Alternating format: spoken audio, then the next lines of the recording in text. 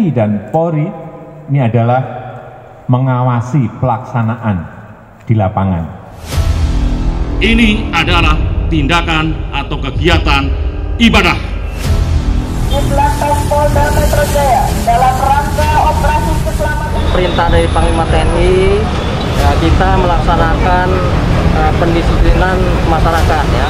Kami dari aparat TNI dan Polri akan melaksanakan penyemprotan penanggulangan penyebaran virus COVID-19. Ini yang sedang kita himbau, kita sampaikan. Melihat kerja mereka langsung depan mata saya, kayaknya emang mereka patut untuk diberikan apresiasi.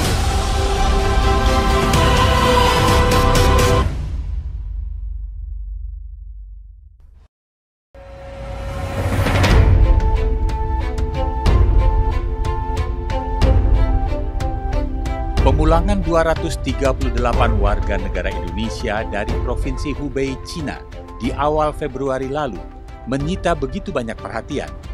Bagaimana tidak? Mereka berasal dari daerah yang menjadi titik awal penyebaran virus corona jenis baru yang menyebabkan banyak kematian COVID-19. Pemulangan ini melibatkan banyak instansi dan lembaga seperti Kementerian Luar Negeri, Kementerian Kesehatan, Kementerian Perhubungan, serta TNI dan Polri. Badan Kesehatan Dunia atau World Health Organization (WHO) juga terlibat mengawasi pemulangan ini. Selama 14 hari, WNI yang dipulangkan menjalani observasi di Natuna, Provinsi Kepulauan Riau. Natuna dipilih karena sebagai pangkalan militer, Natuna memiliki sarana dan prasarana lengkap untuk kegiatan observasi WNI yang dikhawatirkan tertular dan membawa coronavirus disease 2019 atau yang lazim disebut COVID-19. Seluruh WNI yang menjalani observasi dikumpulkan di hanggar Pangkalan Udara Raden Sajat, Natuna. Yang dikelola oleh 3 angkatan, dari ada dokter dari Angkatan Darat, Angkatan Laut, dan Angkatan Udara.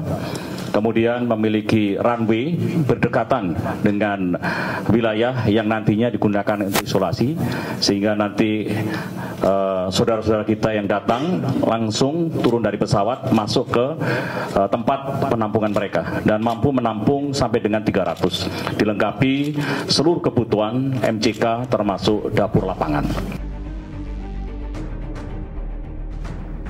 Di Pangkalan Udara inilah seluruh WNI yang menjalani observasi melakukan kegiatan sehari-hari selama 14 hari. Mereka berkumpul, belajar, bermain, serta berolahraga setiap hari di bawah bimbingan anggota TNI. Sedangkan untuk tidur dan beristirahat, tenda-tenda dibangun di dalam hanggar.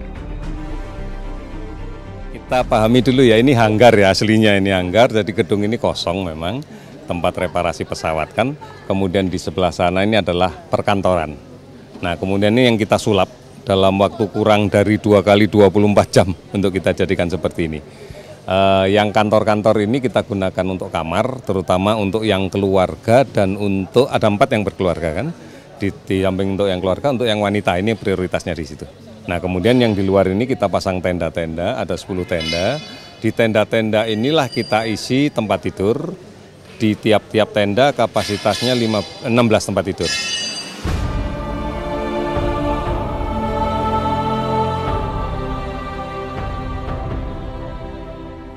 (15 Februari 2020), seluruh WNI yang menjalani observasi di Natuna dinyatakan sehat. Mereka pun diberangkatkan dari Pangkalan Udara Raden Sajat Natuna menuju Halim Perdana Kusuma Jakarta sebelum kembali ke rumah masing-masing di berbagai daerah. Observasi WNI dari Hubei, Cina berakhir, menyusul kemudian warga negara Indonesia yang bekerja sebagai anak buah kapal atau ABK yang dipulangkan untuk menjalani observasi di Pulau Sebaru Kecil, Kepulauan Seribu. Tentara Nasional Indonesia (TNI) kembali bersiap mengurus segala keperluan kepulangan dan observasi sebanyak 188 ABK Dream World demi memutus dan mencegah penyebaran coronavirus disease COVID-19. Skemanya ya biasa saja, kapalnya nanti lego di sana seperti Banjarmasin, nanti terus kita dorong ke sini menggunakan LCU, kemudian langsung dimasukkan ke ruangan itu. Ya, kalau ada yang emergensi tentunya sesuai prosedur dari Kemenkes ya.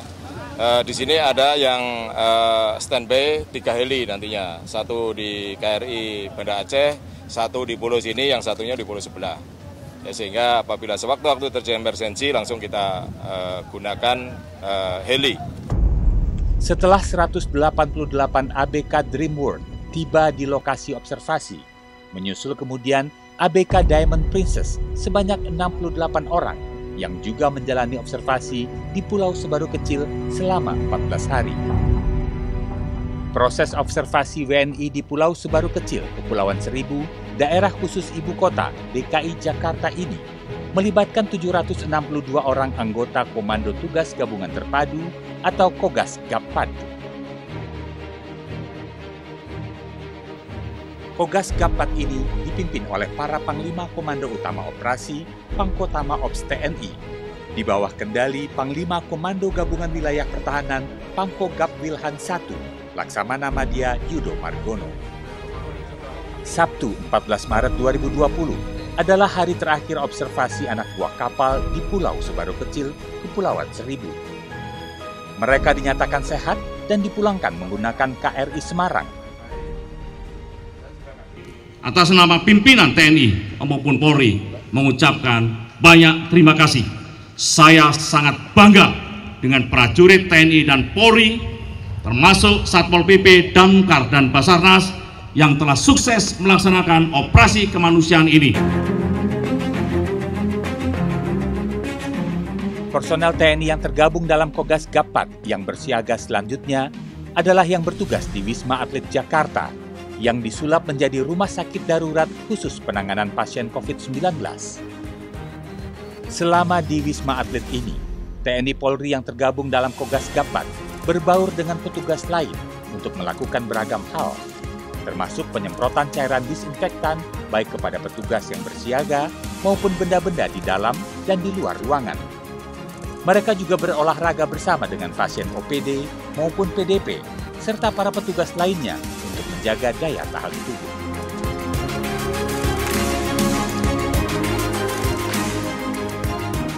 Penyemprotan cairan disinfektan memang menjadi salah satu kegiatan yang dianjurkan oleh pemerintah, di samping mencuci tangan dengan sabun, serta menjaga jarak atau physical distancing guna memutus rantai penyebaran virus corona. Penyemprotan disinfektan ini dilakukan di banyak daerah dengan melibatkan TNI dan Polri.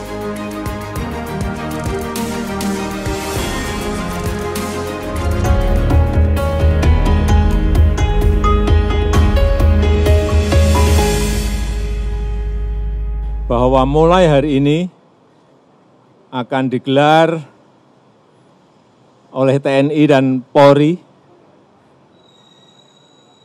pasukan untuk berada di titik-titik keramaian dalam rangka mendisiplinkan, lebih mendisiplinkan masyarakat agar mengikuti protokol kesehatan sesuai dengan PSBB.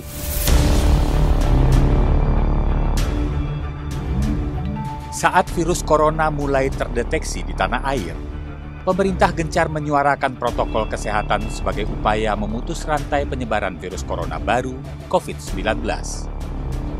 Pemakaian masker, mencuci tangan dengan sabun atau cairan sanitasi tangan, menjaga jarak dengan orang lain yang kerap disebut social distancing atau physical distancing, digaungkan ke seluruh penjuru negeri. Penyemprotan cairan disinfektan juga disarankan guna membersihkan virus pada permukaan benda-benda. Kegiatan ini dilakukan dengan banyak cara, baik oleh warga, instansi, maupun oleh pihak TNI dan Polri. Sesungguhnya tugas pokok TNI yang tertera dalam Undang-Undang Nomor 34 Tahun 2004 ada 3. Pertama, menegakkan kedaulatan negara. Kedua, mempertahankan keutuhan wilayah. Dan ketiga, melindungi segenap bangsa dan seluruh tumpah darah Indonesia dari ancaman dan gangguan. Tugas pokok tersebut dilaksanakan melalui operasi militer untuk perang atau OMP dan operasi militer selain perang OMSP.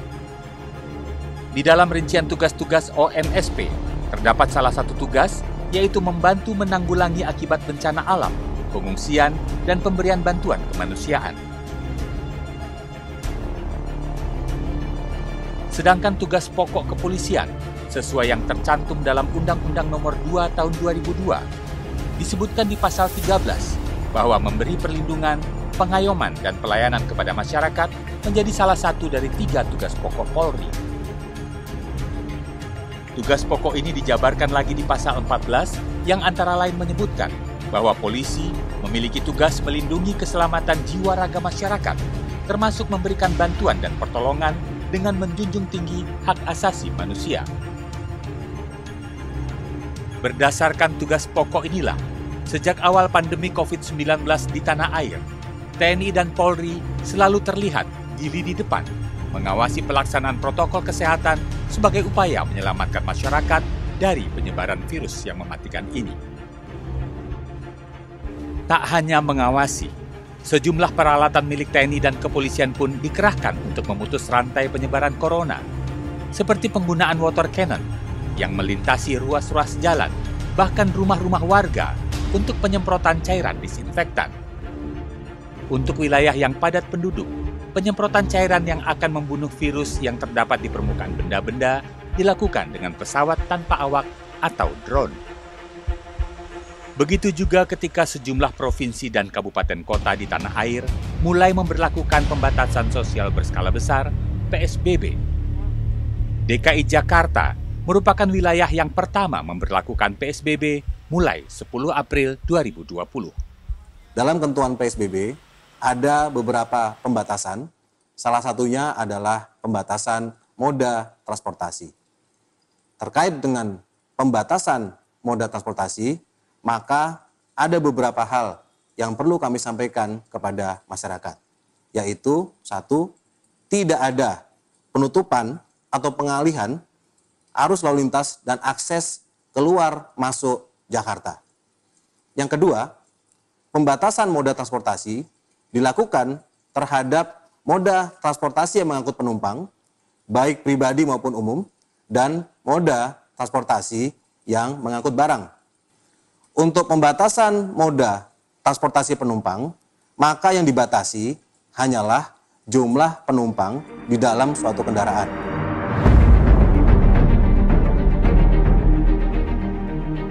Hal yang paling sulit dilakukan adalah menumbuhkan kesadaran masyarakat untuk berdisiplin, seperti menggunakan masker saat keluar rumah, menjaga jarak dalam kendaraan, termasuk untuk tidak berkumpul atau tidak berkerumun, sebagai langkah menghentikan penyebaran COVID-19. Rendahnya kesadaran masyarakat dan kurangnya pemahaman terhadap aturan-aturan yang berlaku membuat sejumlah friksi terjadi, baik di Jakarta maupun di daerah-daerah lain, terjadi di jalan raya maupun di jalur perairan, di sungai maupun di laut. Air menemukan kapal speedboat dengan mesin 40 PK itu di perairan Karangaji ya. Karangaji itu membawa penumpang sekitar 6 orang. Sesuai dengan himbauan instruksi pemerintah, maklumat Pak Kapolri supaya kita memutus rantai mencegah penyebaran COVID-19. Sehingga ini juga kita lakukan pemeriksaan terhadap pemilik kapal. Namun aparat yang bertugas tetap pada prinsip yang harus mereka jalankan, yaitu tegas namun humanis, dengan tujuan menegakkan kesadaran masyarakat.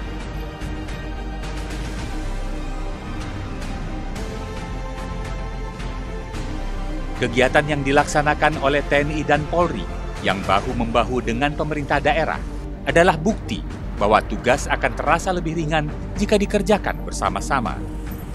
Sejumlah kepala daerah memberikan apresiasi yang tinggi untuk kinerja yang ditunjukkan oleh TNI dan Polri.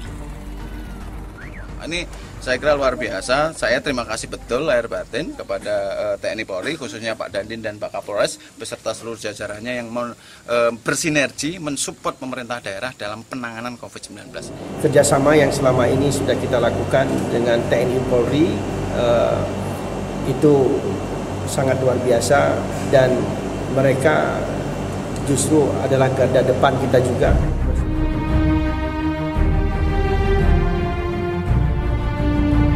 Tak cukup jari tangan untuk menghitung apa saja kegiatan kemanusiaan yang dilakukan oleh TNI dan Polri selama masa pandemi ini. Jika para dokter dan tenaga medis ada di garda depan penanganan pasien terdampak COVID-19, TNI dan Polri juga berdiri di lini depan agar pandemi tak menyebar lebih meluas.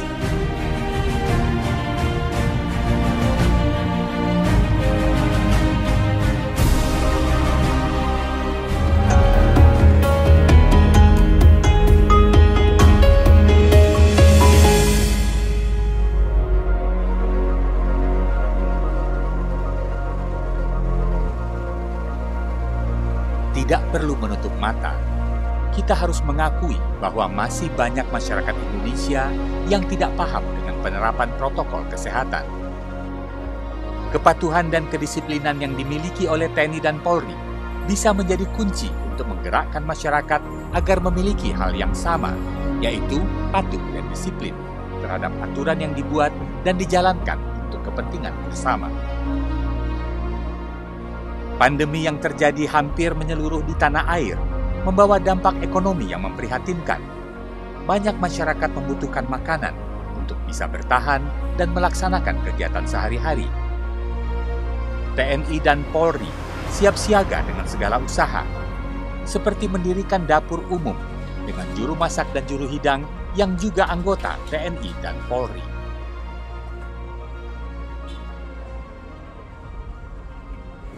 Melaksanakan bakti sosial dapur umum gabungan TNI dan Polri di 11 titik di Polda Jawa Tengah. Salah satu titiknya ada di Simpang 5. Setelah ini kita akan ke sana. Kita rencanakan setiap hari 1000 bungkus, ya, tapi fluktuatif. Tergantung nanti ada perkembangan permintaan kita perbanyak. Nggak ada masalah. Dapur umum kita siap. Kita siapkan TNI Polri yang sudah terlatih di bidangnya, yang biasa bekerja di lapangan untuk hal-hal seperti ini.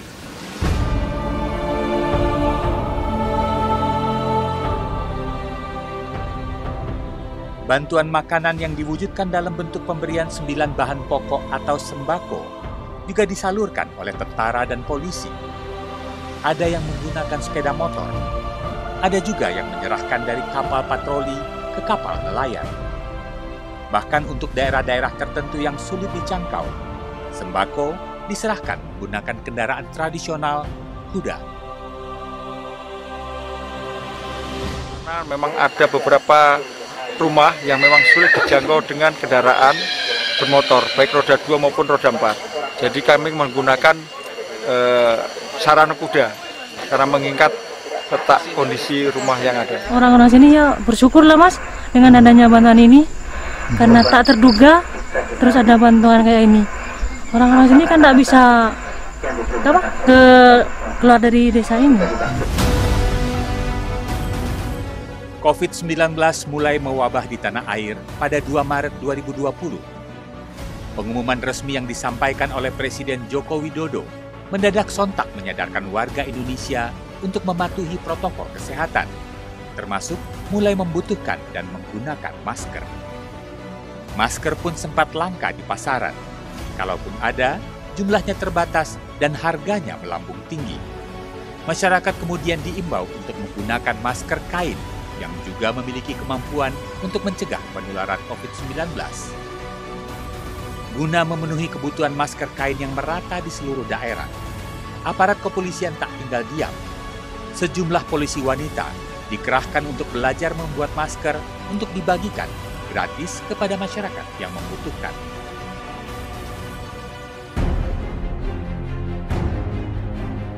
Di sisi lain, pandemi COVID-19 yang membawa banyak kasus kematian membuat kebutuhan akan tenaga pemulasaraan atau pengurusan jenazah meningkat. Sejumlah anggota Polri berlatih menjadi tenaga pemulasaraan dan bersiap mengurus jenazah korban COVID, mulai dari memandikan hingga melaksanakan pemakaman.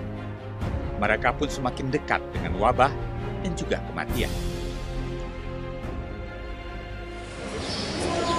Polres dan Kodim, TNI Polri kita siap membantu medis untuk melaksanakan pemakaman standar protokol kesehatan apabila kekurangan tenaga medis atau tenaga pemakaman dari pihak medis atau rumah sakit.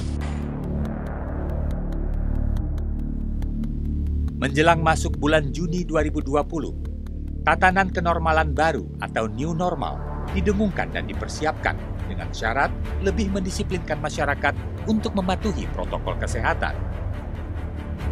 TNI dan Polri kembali dilibatkan untuk menjaga dan mengawasi perilaku masyarakat di tengah pandemi ini. Untuk daerah-daerah yang masih tinggi, yang kurvanya masih naik, saya kemarin juga sudah perintahkan kepada gugus tugas, kepada Panglima TNI dan Kapolri untuk kita tambah bantuan pasukan aparat di sana agar bisa menekan kurvanya agar tidak naik lagi.